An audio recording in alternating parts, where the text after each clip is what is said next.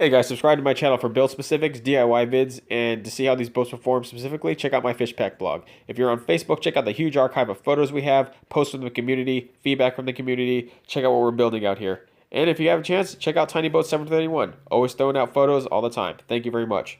Hi guys, this is Mike. I'm going to answer 10 of the questions, most frequently asked questions that I get on YouTube and Facebook today. And so, here it goes. Question uno. Do I do this for a business? Do I sell these boats that I make? And would I kit a boat for you guys? No, and well, maybe. Depending on who you are and depending on what kind of terms and conditions we can reach. So here's the thing. I don't do this as a business. I'm a mental health clinician by trade. That's what I do. I have a kind of an office job where I talk to people all day. And then this stuff is strictly a hobby that I spend maybe too much time doing. Would I ever sell one of my boats? No, because there's a lot of liability in that, and you should think about that because I get a lot of questions. What should I do? Can I sell these boats? Is it a good idea to sell these boats? All I can think about is modding them and selling them because I could make a killing. Maybe you could, depending on what area you're at, possibly. But you risk getting sued. Okay, think about that.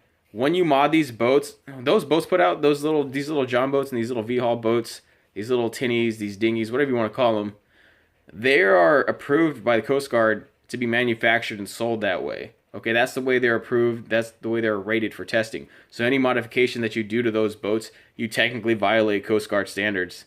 And you can get a lot of trouble if you cross the wrong person or if you sell a boat to the wrong person, who breaks the boat and then decides to blame it on you and be a dick and sue you later. That can happen. Even if it's their fault, they can come back and sue you.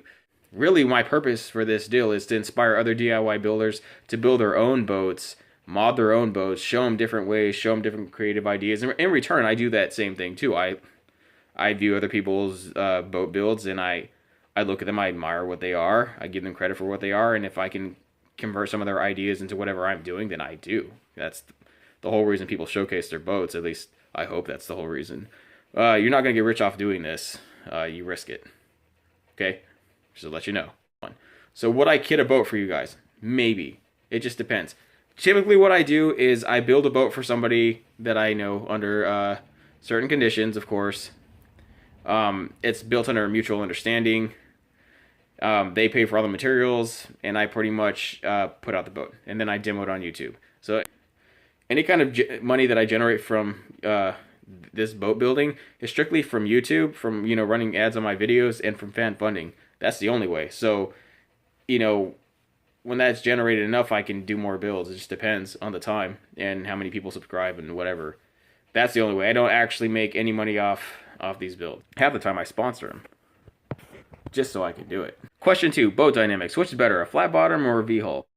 So if you're on smaller bodies of water, or at least more calm bodies of water, bodies of water where it's not going to create huge white caps or serious waves that could wreck you, then I would maybe go for a flat bottom because they can get in skinnier and they're much easier to convert. Much, much easier. And if you can find a really wide one like a 1446 or 1448 John boat, or wider than that, then like those boats are super stable, super solid, and they get in anywhere.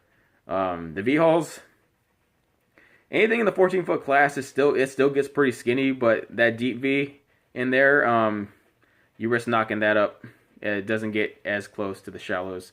On the other hand, you probably can store more in a deep V if you convert it right. The other part is flat bottoms are so much easier to convert. They're much more symmetrical.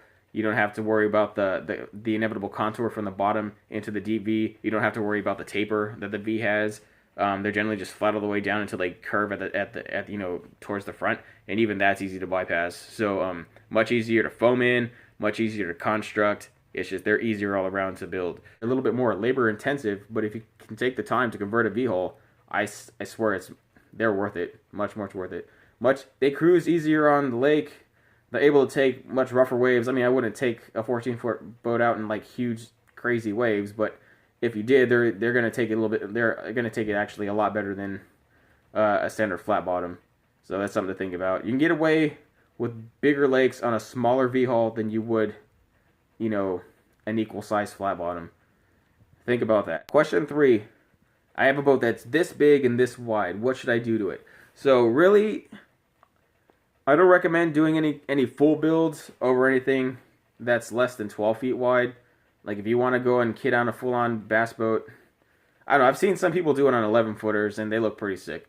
But really, if you get like a 12-foot jumbo, like that 12-foot Johnny that I converted not too long ago, that people seem to like and some people seem to hate, I made that boat for small lakes, like almost private waters, ponds, if you will, like private lakes in the city, and other freshwater reservoirs where there's only an electric motor and that's it. I mean, so those lakes are obviously small and there's less pressure. So those are lakes that boat is made for. Okay, and also it depends on the surface area. I swear, like if you measure the bottom of your boat and it's less than 4 feet, and you try to convert that into a full-on bass boat, like only expect to be fishing yourself comfortably. Like, you can make those things one-man monsters. They'll fish anywhere you want to go, take you anywhere you want to go, and they're great. But if you try and put two people on that thing, it'll be miserable. One of you will eventually fall off, and it'll be funny. So, I don't know. Think about that. You really want to, if you're trying to fish two people on a full-on, bass mod, then I would want the boat to be at least 4 feet in the bottom or wider. The widest bottom you have, the more surface area you cover, the more water displacement you have, and therefore the more stable your boat is going to be. I've seen some pretty wide 12-footers out there that are at least 4 feet. Those would make good, two-man. That would make a good bass boat for two people. 1448 John boats make great bass boats for two people. 1436 John boats, maybe not so much. That might be a one-man machine, honestly. That might accommodate a small child who's sitting down the whole time and not moving. Think about that. Weight. How much? There's so much controversy about weight. So I have people looking at my stuff saying, it's great. I have other people saying, yeah, you might have put too much weight in there. I have people guesstimating why I put too much weight in there. I even have videos telling people why they're wrong. I don't know if they've ever watched them. But how much does weight affect your boat? Ultimately, if you have the capacity and you have the horsepower to back up whatever weight you put in your boat, if you can get it close to the sweet spot, your boat will actually be more stable the heavier it is. It'll be heavier. It won't tip as easily. It won't roll as easily. A lot of people can't do that. A lot of people are like capped at under 3 horsepower, 4 horsepower, under 10 horsepower limits. Obviously, at that point, you're going to be trying to make your boat as light as possible because that's what you're capped at. Out here, I don't have that problem. I'm not capped at whatever horsepower. I'm limited to whatever horsepower I can put on that boat. The lighter builds that I built, they are much more prone to pitching and rolling, and they don't take the waves as easy. It's different. You can definitely tell as far as like stability and fishability. Next question: wood versus aluminum. My stance on wood versus aluminum. Aluminum is obviously a better material. It's much lighter. It's much more solid. It lasts longer. It's less labor intensive once you put it together. And so the question is not whether or not aluminum is a better material. The question is not whether or not it's cost effective or worth it to do it to your boat. There are different types of wood. They weigh differently. They flex differently. They act differently. So again, check the video up in the iCard. But ultimately, you can make much more complex framing techniques out of wood much easier. It takes much less skill to do it, much less tools to do it, much less complications. The risks, as long as you don't try and saw off your fingers, they're much easier to do. I can crank out a much more complex frame out of wood all day versus aluminum. The thing that I've seen with a lot of people's aluminum framing is they're just very limited. Okay, because aluminum takes such a high heat to weld. You need a lot of ampage. A lot of people just can't do it out of their garage. It takes specific tools and specific circuits built in the garage or built in whatever facility you're doing it.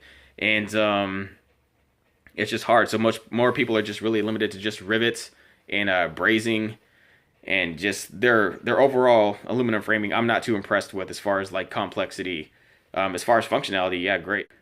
Think about what your limitations are. If you got a TIG welder with high enough ampage and you can weld aluminum to whatever you want to weld it to, then I would say go for it because it's definitely your best bet if you can do that. And a lot of times, cost effectiveness, wood is a lot better than aluminum, like hands down. And depending on your region, if you're up north and it's freaking nasty and drizzly and humid, or just moist all the time, then your wood's probably gonna get waterlogged and nasty and mold and corrode, and that causes problems. Obviously, you're not you run wood frames deep up north or deep in the south where it's just just humid all the time.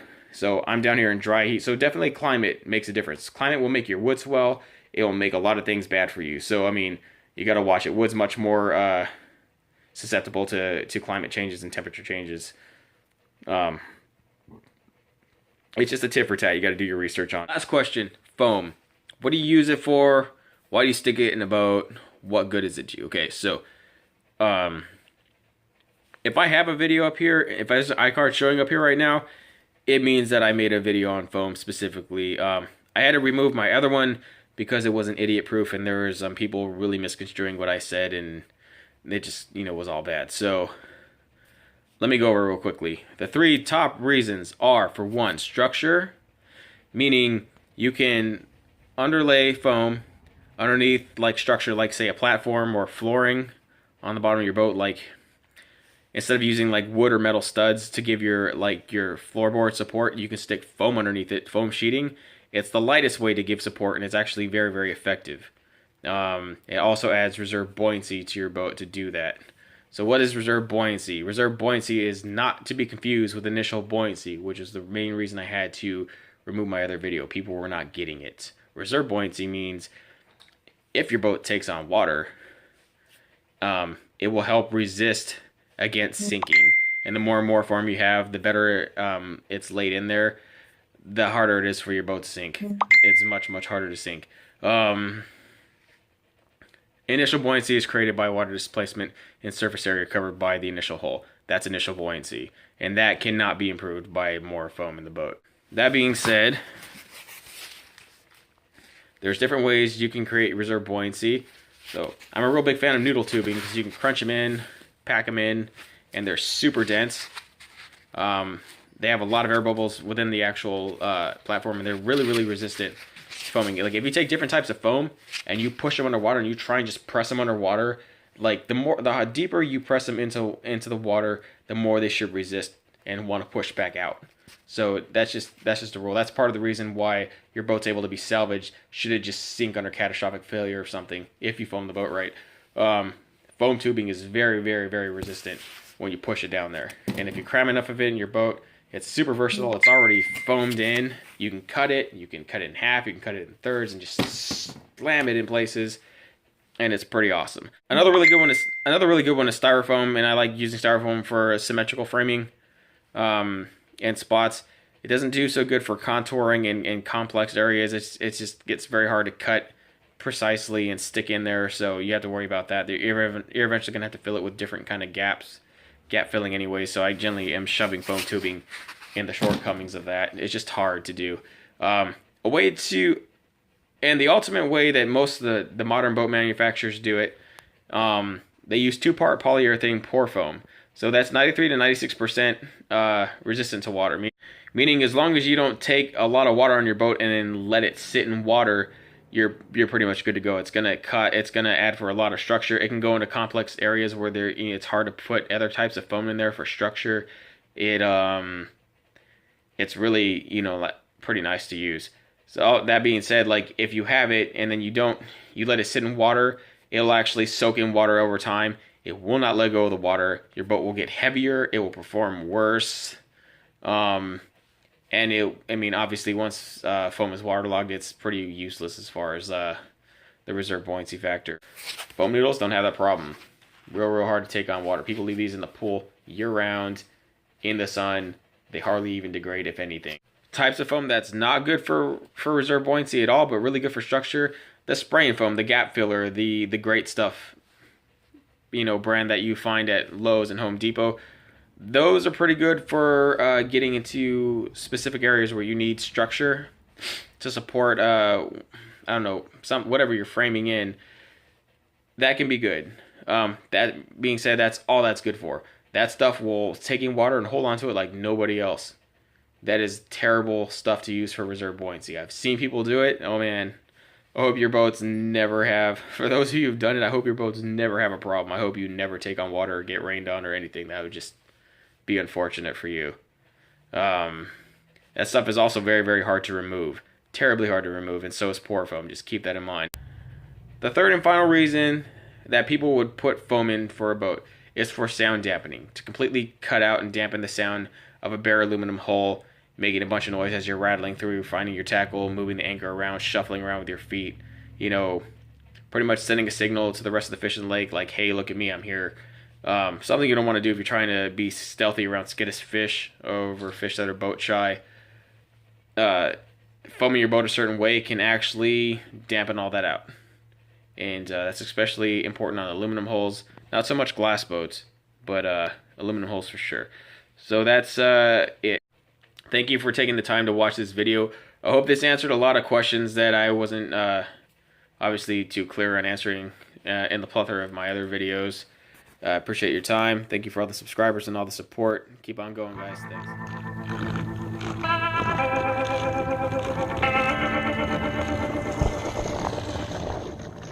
Thanks.